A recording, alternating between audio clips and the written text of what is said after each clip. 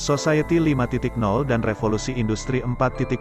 Konsep revolusi yang dicetuskan di Jepang lebih menekan terhadap peranan manusia dalam mengatasi paradigma dari kemajuan revolusi industri 4.0. Artinya pada masa Society 5.0 ini manusia dituntut guna dapat lebih memiliki kemampuan memecahkan kasus permukiman, berpikir kritis, dan kreativitas, ketersediaan teknologi tinggi, tren otomasi dan pertukaran data masa revolusi industri 4.0 seperti sistem cyber fisik, Internet of Things, IoT, komputasi awan, dan komputasi kognitif.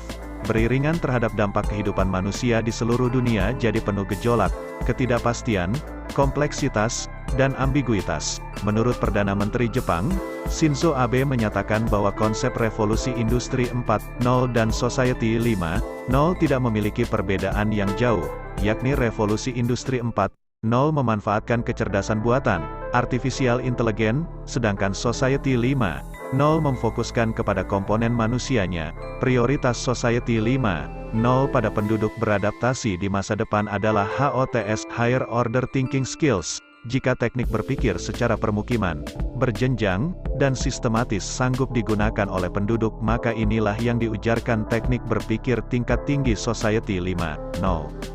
Menurut Paul W. Devor, teknologi adalah ilmu terapan yang telah dikembangkan lebih lanjut dan memiliki perangkat keras dan perangkat lunak yang merupakan manifestasi kekuasaan terhadap alam, manusia dan kebudayaannya. Teknologi pada hakikatnya Society 5.0 dan meliputi paling sedikit 7 unsur, yaitu alat-alat produktif, senjata, wadah, makanan dan minuman, pakaian dan perhiasan, tempat berlindung dan perumahan, serta alat-alat transportasi. Sebagai bagian dari kebudayaan, teknologi berfungsi untuk memudahkan manusia dalam melakukan kegiatan dan melindungi diri. Teknologi pakaian misalnya, berfungsi sebagai alat untuk melindungi diri manusia dari kedinginan. Selain itu, teknologi merupakan salah satu upaya mempermudah manusia dalam memenuhi kebutuhan dan kepuasannya.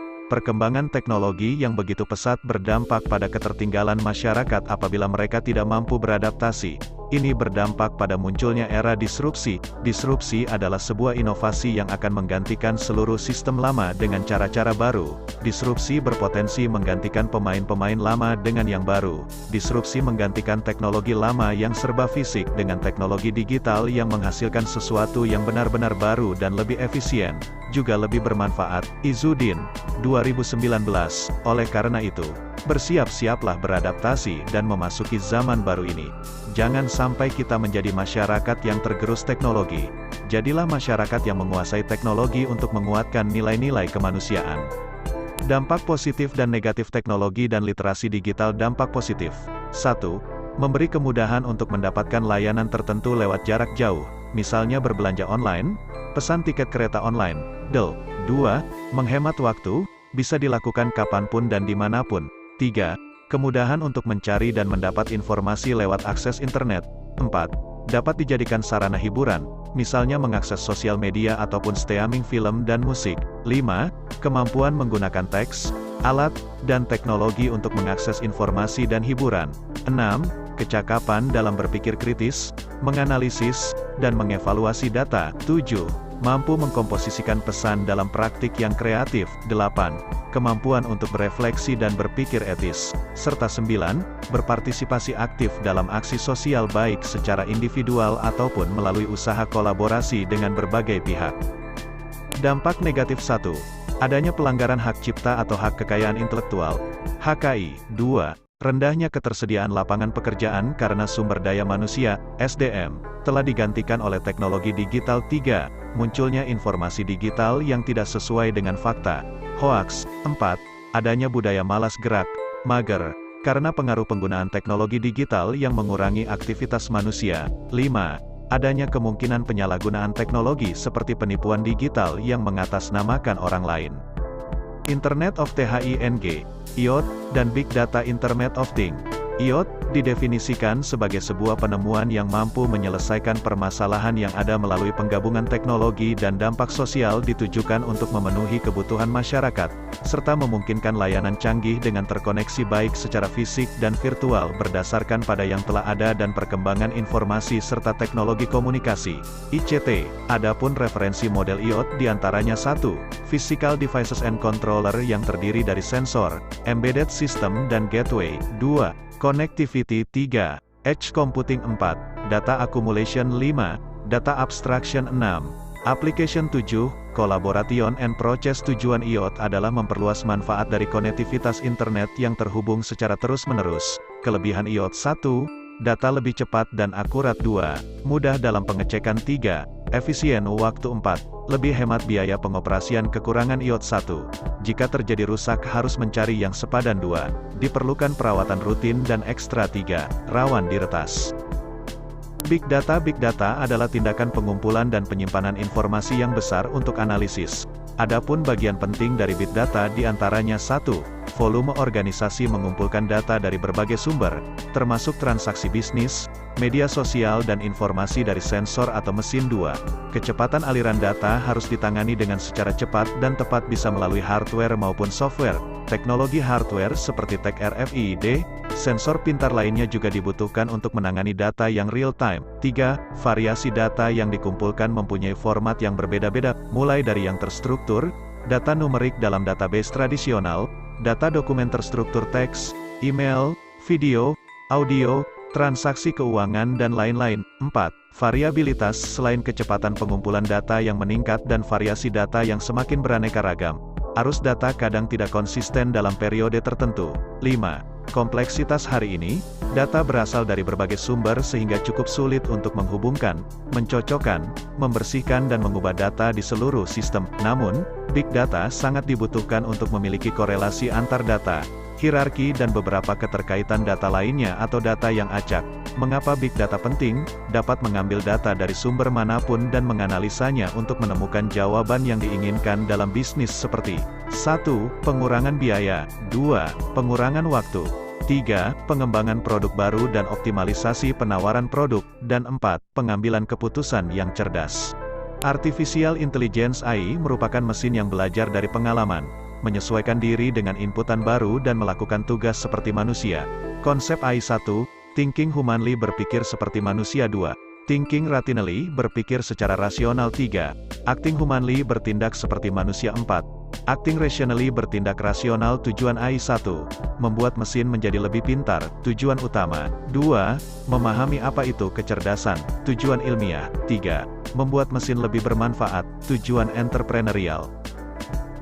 E-commerce adalah transaksi komersial yang tersedia secara digital antara lintas organisasi, perusahaan maupun individu. Fitur unik e-commerce. 1. Masif dan mudah dijumpai. 2. Mencapai pasar global. 3. Standar umum. 4. Keberagaman informasi. 5. Interaktif. 6. Kedalaman informasi. 7. Kustomisasi. 8.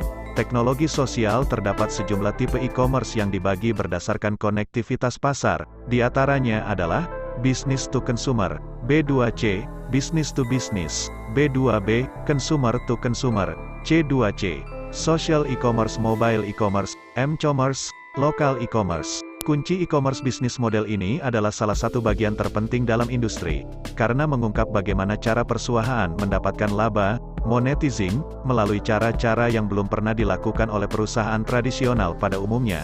8 kunci model bisnis e-commerce.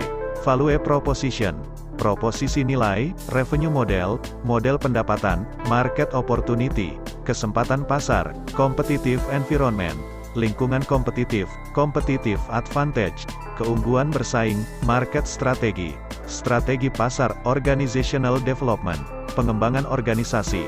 8. Management team, tim manajemen.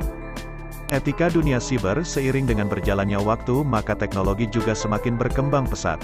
Saat ini, hampir sebagian besar orang bisa saling berbagi informasi serta berkomunikasi secara langsung dengan menggunakan media sosial, sebab dengan internet maka mereka lebih bisa menghemat waktu dan biaya. Dalam penggunaannya, tentu kita diberikan kebebasan agar bisa berkomunikasi dengan siapa saja. Namun yang sering disalahartikan di sini adalah, bebas bukan berarti tanpa etika. Berikut adalah etika dunia siber. 1. menggunakan bahasa yang sopan dan layak. 2. Hindari hoaks, sara dan aksi kekerasan. 3. Cross-check kebenaran berita. 4. Menghargai hasil orang lain. 5. Mempertahankan privasi. Aturan hukum tentang informasi dan transaksi elektronik. Semakin besar pengaruh teknologi informasi dalam kehidupan manusia, maka semakin besar pula risiko teknologi informasi untuk disalahgunakan. Pada realitanya, banyak hal buruk yang dapat terjadi melalui teknologi informasi. Oleh karena itu, pemerintah merasa bahwa teknologi informasi tidak hanya perlu diperhatikan, tetapi juga perlu diatur dalam hukum. Pada saat ini, salah satu instrumen hukum yang mengatur teknologi informasi adalah Undang-Undang Nomor 11 Tahun 2008 tentang Informasi dan Transaksi Elektronik (JO), Undang-Undang Nomor 19 Tahun 2016 tentang perubahan atas Undang-Undang Nomor 11 Tahun 2008 tentang Informasi dan Transaksi Elektronik (UU ITE). Pengertian UU ITE Undang-Undang Informasi dan Transaksi Elektronik merupakan undang-undang yang mengatur tentang informasi elektronik dan transaksi elektronik. Informasi elektronik diartikan sebagai satu atau sekumpulan data elektronik, termasuk tetapi tidak terbatas pada tulisan, suara, gambar, peta, rancangan, foto, elektronik data interchange, EDI, surat elektronik, elektronik mail, email, telegram, telex, telekopi atau sejenisnya, huruf, tanda, angka, kode akses, simbol, atau perforasi yang telah diolah yang memiliki arti atau dapat dipahami oleh orang yang mampu memahaminya. Sedangkan transaksi elektronik adalah perbuatan hukum yang dilakukan dengan menggunakan komputer, jaringan komputer, dan atau media elektronik lainnya. Contoh kasus UU ITE berdasarkan contoh kasus yang terjadi belum lama ini yang dikutip dari laman berita Tempo. Seorang musisi Indonesia yaitu Ahmad Dhani terjerat pasal 27 ayat 3 JO, pasal 45 ayat 3 UU ITE dengan dugaan pencemaran nama baik, di mana terdakwa membuat konten video yang berisi kata idiot, yang dianggap melecehkan nama baik peserta demo di luar hotel tempat terdakwa menginap.